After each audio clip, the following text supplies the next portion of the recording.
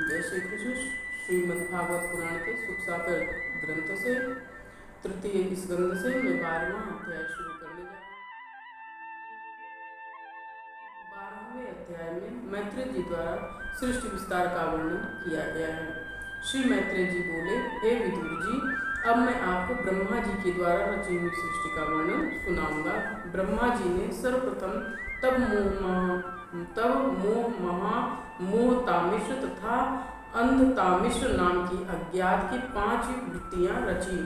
इस पापमयी रचना को देखकर उन्हें बड़ा खेद हुआ। तब उन्होंने भगवान का तप करके दूसरी सृष्टि की रचना की, जिसमें सनक सनंदन सनातन तथा सनत कुमार ये 4 अर्धोरेता तथा नृत्य परायण 4 मनु उत्पन्न किए।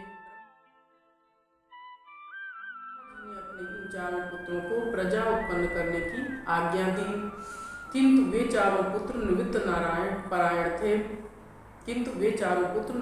परायण थे। वे भगवान के भजन तथा तपस्या को उत्तम मानते थे, इसलिए उन्होंने सृष्टि उत्पन्न करने से मना कर दिया। अपनी आज्ञा का उल्लंघन देखकर तथा अपना तिरस्कार समझकर ब्रह्मा जी को असहाय क्रोध उत्पन्न हुआ। उन्होंने उस क्रोध को रोकने का बहुत प्रयत्न किया, किंतु वह क्रोध भौहों के मध्य से तत्काल एक नीले और लाल रंग के नील लोहित शिशु के रूप में उत्पन्न हो गया। वह रो रोकर कहने लगा कि हे सृष्टि के रचयिता, आप मेरा नाम और रहने का स्थान बताइए। वह बालक रोने के कारण रुद्र नाम से विख्यात हुआ और वे ही देवताओं के देव महादेव कहलाए। तब ब्रह्मा ने उस बालक से कहा, रो मत, मैं तुम्हारे योग्य स्थान अभी बनाता हूँ। तुम्हारा नाम रुद्र होगा।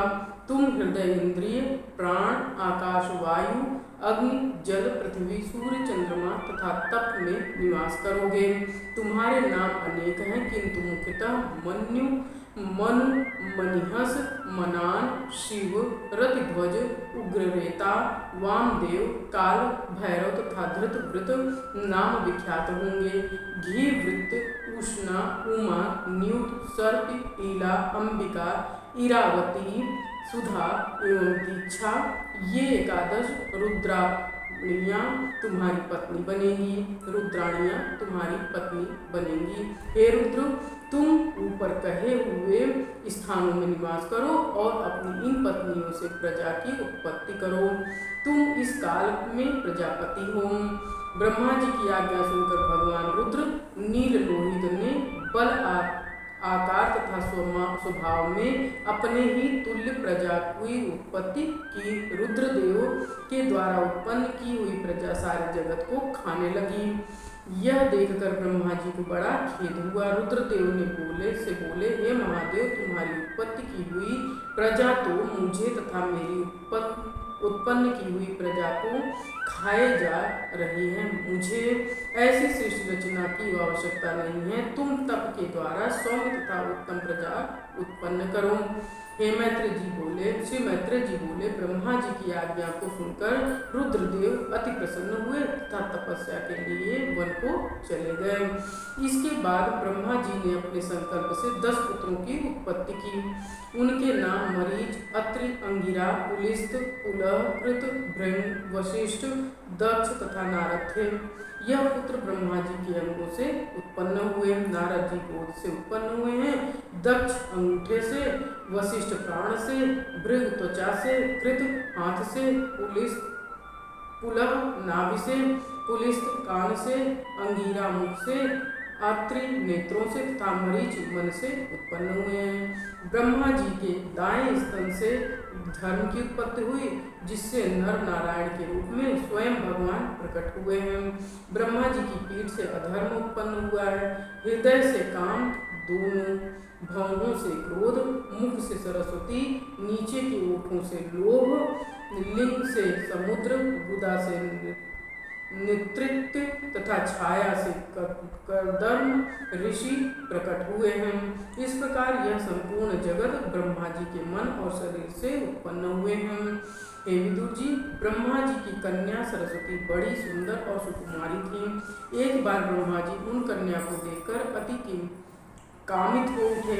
ब्रह्मा जी का एक अधर्मपूर्ण संकल्प देखकर उनके पुत्रों ने उन्हें समझाया। पुत्रों के समझाने से ब्रह्मा जी अति लज्जित हुए और उन्होंने अपना वह शरीर त्याग दिया। वह शरीर कुहरा तथा अंधकार के रूप में दिशाओं ने ग्रहण कर लिया। इसके बाद ब्रह्मा जी ने 4 वेद उत्पन्न किए। उन्होंने 4 ऋग्वेद कर्म यज्ञों का विस्तार, 4 आश्रम धर्म के 4 चरण, इन सबका निरूपण किया। विदुर जी बोले, हे मैत्रेय जी, ब्रह्मा जी के इस मुख से कौन सी वस्तु की रचना हुई है, आप कृपा करके समझाइए।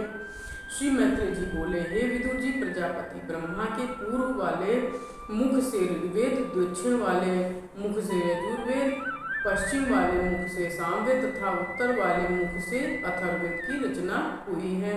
इसी प्रकार शक्ष, ईज्जा, स्तुति, स्तोभ तथा प्रायश्चित आदि 4 कर्मों की उत्पत्ति हुई।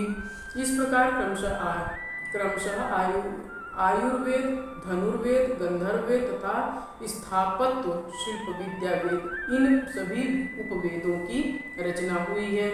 इसी प्रकार ब्रह्मा जी ने अपने मुख से इतिहास, पुराण, 5वां वेद उत्पन्न किया है तथा 2 योग, विद्या, दान, तप, सत्य, धर्म के 4 चरण तथा 4 आश्रम उत्पन्न किए हैं। आश्रमों की वृत्तियां इस प्रकार मानी जाती हैं: सावित्र वृत्त, प्रजापत्य वृत्त, ब्रह्म वृत्त तथा बृहत वृत्त। ये 4 वृत्तियां ब्रह्मचारी के लिए बनाई गई हैं। भ्रात्रा वृत्त, संचय वृत्त, शालीन वृत्त तथा शीलोच्छ वृत्त, ये वृत्तियां गृहस्थ के लिए हैं। वैखानस, बालखिल्य, औदुंबर तथा फैनप, ये 4 वृत्तियां वानप्रस्थों के लिए हैं। कुटिचक, बहुदक, हंस तथा परमहंस, ये 4 वृत्तियां सन्यासियों के लिए हैं। इसी प्रकार आनविच्छिकी, त्रया, वार्ता तथा दंडनीति, ये भी ब्रह्मा जी के 4 मुखों से उत्पन्न हुई हैं। ब्रह्मा जी के हृदय से ओंकार प्रकट हुआ है। वर्ण, स्वर, छंद आदि भी उनके अंगों से प्रकट हुए हैं। ब्रह्मा जी के रोम से अश्वनिक छंद, उनकी त्वचा से गायत्री छंद, मांस से त्रिष्टुप छंद और स्नायु से अनुष्टुप छंद, हड्डियों से जगत छंद, मज्जा से पंक्ति छंद तथा प्राणों से वृहत छंद उत्पन्न हुआ है।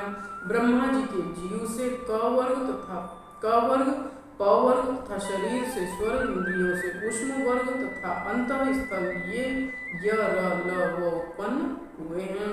ब्रह्मा जी की क्रीड़ा से 7 स्वरूप निषाद, ऋषभ, गांधार, ऋषज, षडज, मध्यम, धैवत, पंचम उत्पन्न हुए। ये विदुर जी की सृष्टि रचने के बाद जब ब्रह्मा जी यह विचार करने लगे, हे विदुर जी, इतनी सृष्टि रचने के बाद जब ब्रह्मा जी यह विचार करने लगे कि मेरी सृष्टि की वृत्ति नहीं होती है, जब वे इस विचार से बैठे हुए थे तब उनका शरीर 2 भागों में बट गया। क ब्रह्मा जी का नाम है, उसके 2 भागों में बटने से शरीर का नाम काय पड़ गया। उस काय के एक भाग में स्त्री और दूसरे भाग में पुरुष उत्पन्न हुआ। उस पुरुष का नाम स्वायंभू मनु तथा उस स्त्री का नाम शतरूपा था।